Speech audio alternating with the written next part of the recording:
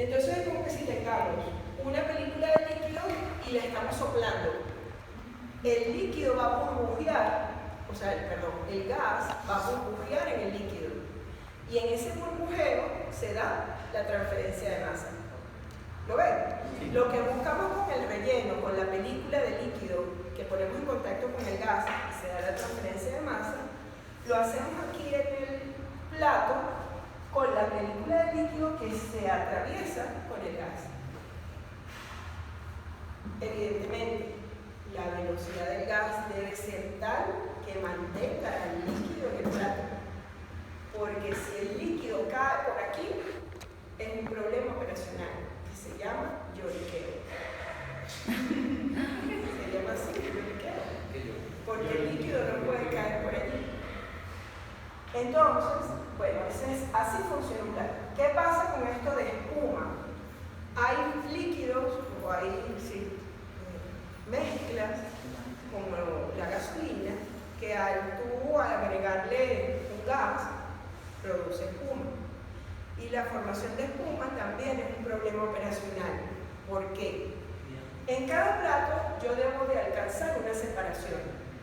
El gas que entró aquí debe ser distinto que el gas que está acá. ¿Por qué? Porque se debió enriquecer en el compuesto liviano. Y el líquido que viene aquí tiene que ser distinto del líquido que va acá, porque se debió haber enriquecido en el compuesto pesado. Si este plato funcionó, chéverísimo. Y el de arriba funcionó, chéverísimo. En cada uno van a haber concentraciones diferentes. Pero si yo genero espuma y esa espuma toca el plato de arriba, la separación que tenía la perdí. ¿Se ve? Entonces, la formación de espuma es también un problema operacional. ¿Y cómo se ubica? Controlando el flujo de gas, porque mientras yo más gas le dé, pero es un compromiso, porque si yo bajo mucho el gas, se me cae el líquido por ahí. Entonces el control de una columna de destilación no es sencillo. Por eso es importante que nosotros la conozcamos bien. ¿Ok? Eso lo ajustan los controladores. Sí, señor. Nosotros los profes hace algún tiempo hicimos cursos de simulación, tanto en Pro 2 como en Dancing, que es como quien acompaña a Pro 2. Y bueno, cuando estábamos en estado estacionario, que es Pro 2, no todos hacíamos las simulaciones al pelo. Cuando nos tocaba el dinámico, yo creo que nadie logró poner a punto la columna, claro, en el momento del taller. Que eso es un tiempo allí cortito. Salimos todos frustrados. Bueno, fíjense en este esquema, otra vez el líquido viene por acá, tiene que atravesar hasta aquí. El nivel lo establece este vertedero, el nivel de líquido que va a tener ese plato. Y el gas va ascendiendo, y claro, esta capuchita, que es el plato de borboteo, pues es, como les digo, el más eficiente. Entonces, bueno,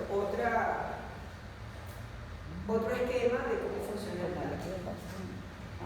Sin embargo, no solo son los diseños, fíjense, no solo este es el diseño, este es como, vamos a decir, el convencional. Pero bueno, siempre se busca a nivel industrial mejorar la eficiencia. Y podemos encontrar diseños como este. Fíjense, el líquido viene acá, viene acá, viene acá, y el gas, bueno, va ascendiendo. Este es otro diseño también, que lo llaman en cascada. El líquido es como si el plato estuviera fraccionado en tres. Con eso se busca un poco de agitación. ¿Se acuerdan que en calor, cuando el sistema es turbulento, la transferencia de calor es más eficiente? Pues la turbulencia también mejora la transferencia de masa. Entonces, con esto se busca eso, generar un poco de turbulencia en el líquido. Lo que decíamos del control de la espuma, bueno, a medida que yo voy aumentando el flujo de gas, inicialmente yo puedo tener en el líquido un burbujeo, ¿sí? Si yo sigo aumentando el flujo de gas, voy a generar la espuma. Si yo sigo aumentando el flujo de gas, esto, o sea, casi que voy a levantar el líquido. Y si sigo aumentando el flujo de gas, lo que voy es a dispersar todo el líquido. Entonces no tiene sentido. Yo debo de tratar de trabajar en un esquema de burbujeo para que la transferencia de masa sea la adecuada. Trabajar en espuma ya vimos que nos presenta problema operacional, y en estos dos casos ya la película del líquido tiende a ser inexistente, entonces tampoco me funciona. ¿Okay? Bueno, según veo, o sea, lo que se suele controlar es el vapor, no el líquido. No, ambos.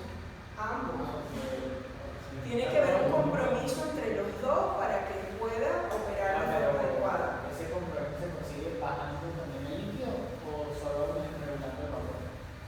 A ver, ese flujo de líquido y de vapor nos lo va a establecer el balance de masa.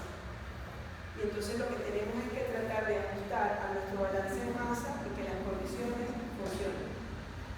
¿Sí? Fíjate. Bueno, aquí les indico lo que son algunos problemas operacionales. El goteo o lloriqueo es justamente cuando el líquido empieza a caer por los agujeros, eso no me interesa. La inundación, bueno, la formación de espuma ya la comentamos, la canalización también la comentamos, que tanto el líquido como el gas tienen canales preferenciales. El arrastre y la inundación, vamos a decir que pueden ir de la mano. El arrastre es cuando el flujo de gas es tan grande que, como vimos, arrastra el líquido. Pero cuando ese líquido se arrastra, me genera como un tapón. O sea, imagínense que la fuerza del gas es tal que no deja caer el líquido, y el líquido es más pesado, ¿sí? Pero la fuerza con la que viene el gas es tal que levanta el líquido y hace como un tapón y lo devuelve por el fondo, por el tope de la columna. Entonces eso lo van a hacer ustedes en el laboratorio. Van a definir el punto de carga y el punto de inundación de la columna de absorción. Y se van a dar cuenta que llegaron al punto de inundación porque la caída de presión se dispara. Al generar un tapón no hay flujo. Entonces la caída de presión es altísima. Y el líquido se devuelve, entonces salen bañados de él. Sí. Bueno, si lo controlas bien, sales medio húmedo, pero si se te va la mano, sale bañado. ¿Ok?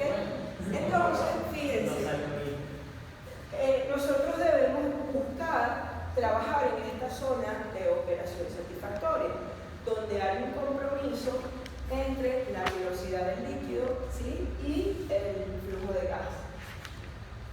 Y eso va a depender, como les digo, del balance de masa.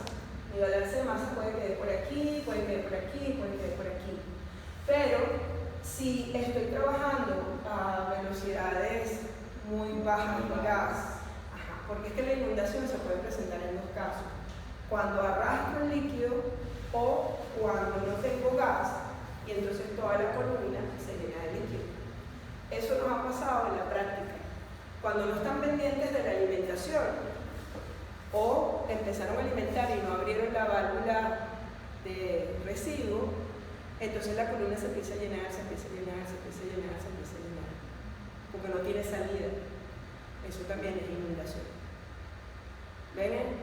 O sea, la inundación tiene como dos connotaciones. Puede estar asociada al arrastre, porque genera un tapón y sale el líquido por el tope, y también a que toda la columna se me llena de líquido. Y nos ha pasado en la práctica, así que pendiente de eso, porque es una pérdida de tiempo. Y esa columna, o sea, la práctica de la columna es una de las que más tarda, porque el tiempo de respuesta es muy lento. ¿Sí? Bien. Entonces, bueno, hay que tratar de operar en esta zona y evitar los problemas operacionales, ¿okay?, que están alrededor. Bien. ¿Listo? Preparado. ¿Preparado? Empezamos con los cálculos. Les decía que mi columna, vamos a ver si la dibujamos por aquí. Mi columna, hermosa ella, va a tener una alimentación con una composición.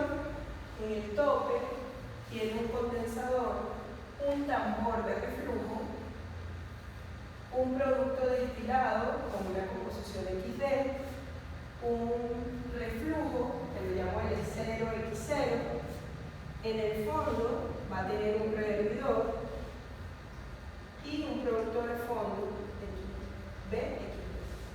¿Sí? Ese es el sistema con el que vamos a empezar a trabajar. Para empezar a trabajar con él, lo primero es definir la presión de operación. ¿Por qué? Porque me define el equilibrio. Ese diagrama que ustedes tienen está a una presión determinada. Entonces, si yo quiero saber cuál es el número de etapas que requiero para la separación, necesito saber a qué presión opera la columna. ¿Sí? Bueno, el esquema que está allí lo que hace es indicarme cómo calcular esa presión de operación. Fíjense, la presión de operación es en este punto, es en el tope de la columna. Con el procedimiento, nosotros vamos a calcular la presión en el tambor de reflujo. ¿Es igual la presión aquí que la presión acá? Con el procedimiento que les voy a explicar ahorita, nosotros vamos a calcular la presión en el tambor. ¿Es igual la presión aquí que acá? Ajá, vamos a decir. Si esta es la presión en el tambor, ¿a qué sería igual la presión de operación? La presión del tambor, a la presión del... Ajá, bueno, la presión del tambor. No, sería la presión del reflujo menos la presión del tambor. Fíjate, entre este punto y este punto lo que tengo en el medio es el condensador. Todo equipo genera una caída de presión. Todo equipo genera una caída de presión. Por lo tanto, este equipo tiene una caída de presión. Si yo quiero calcular la presión aquí, sería la presión en el tambor más el delta P del condensador. ¿Dónde es mayor la presión? ¿En el tope o en el fondo? En el tope. En el tope. Ya va. La presión en el fondo. Sí, en el fondo. Es verdad que no. Mira que lo voy a botar y siempre lo vuelvo a mezclar.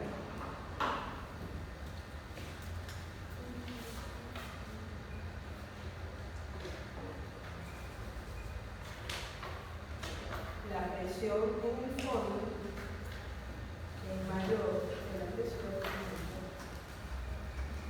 Por eso es que encaja siempre. Muy bien. Entonces,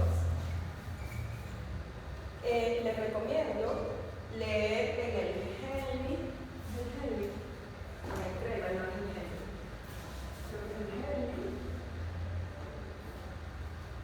capítulo 2, presión de operación.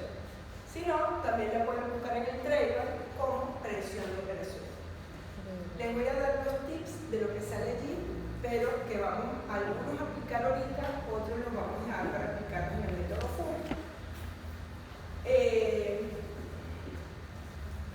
Por las simplificaciones que tiene el método de Maquet. Pero el deber ser es considerar los criterios que les voy a decir ahorita. Fíjense, esa caída de presión en el condensador, el libro estima que puede estar entre 2 y 5 PSI. Quiere decir que si yo calculo esta presión, le sumo la caída de presión que considere y tengo la presión en el tope. Luego, si yo quiero calcular la presión en el fondo, él indica que la columna puede tener una caída de presión también de 5 PSI. En calor, ustedes van a ver que esta caída de presión del intercambiador puede ser hasta de 10. ¿Ok? Máximo. Pero bueno, el fue conservador y estableció entre 2 y 5. Si uno quiere diseñar bajo la peor condición, escoge la mayor caída de presión. Muy bien. Entonces, el libro también indica que esa caída de presión en la columna puede ser de 5 psi. Quiere decir que si logramos definir la presión de operación en el tope, podemos calcular la presión en el fondo. ¿Sí? ¿Vamos bien hasta ahí? Ok. Bueno, porque no lo dijimos, pero la presión en el fondo es igual a la presión en el tope más la caída de presión en la columna. El libro también establece que si en vez de nosotros estar diseñando y no conocer el número de etapas, pero conocemos ya la columna está allí y lo que la quiero es evaluar, se puede considerar una caída de presión por plato de 0.1 psi. Entonces, si yo conozco el número de etapas o platos que tiene mi columna, yo puedo considerar una caída de presión por plato igual a 0.1 psi. Entonces tengo 10 platos, mi caída de presión es 1 psi. Y tengo 20 platos, mi caída de presión es 2 psi. ¿Sí? Las columnas, por ejemplo, en Rosa Santa Teresa hay una que tiene 80 platos, hay otra que tiene 60, ¿sí? O sea que los platos varían en las columnas. Muy bien. Con este preámbulo, y ya teniendo un poco más claro el panorama global, vamos a ver entonces cómo calcular esa presión en el tambor. ¿Sí? Esa presión en el tambor es directamente proporcional, o sea, depende del fluido que yo esté usando como refrigerante. El fluido refrigerante es el que va aquí. ¿Sí? Es el que va para afuera.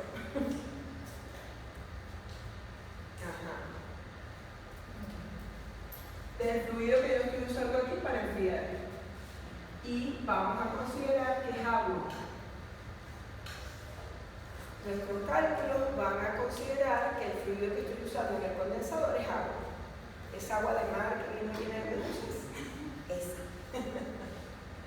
Bueno, estoy usando agua como refrigerante. Bajo esa condición, la temperatura que se obtiene a la salida del condensador tiene 49 grados. Entonces, van los dos de la mano. Si yo uso agua como refrigerante, la temperatura mínima que yo puedo alcanzar a la salida del condensador es 49 grados. Profe, ¿de dónde sale eso? De la experiencia de mucha gente. Es una regla, como se llama, heurística. No viene por una ley, por una deducción, no. Por la experiencia de mucha gente se llegó a que a la salida del condensador la temperatura mínima cuando se usa agua como refrigerante es 49 grados. Entonces, empezamos con el procedimiento.